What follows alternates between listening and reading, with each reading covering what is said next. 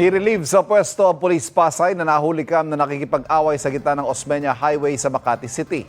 Inilipat muna si Police Staff Sergeant Marson Dolipas sa Admin Holding Unit ng Pasay Police. Ang nakaalita naman ni Dolipas na si Angelito Rencio na nagpakilala umanong retired Army Intelligence personnel, wala raw anumang record doon. Ayon mismo sa Philippine Army, hindi nila kailanman naging tauhan si Rencio.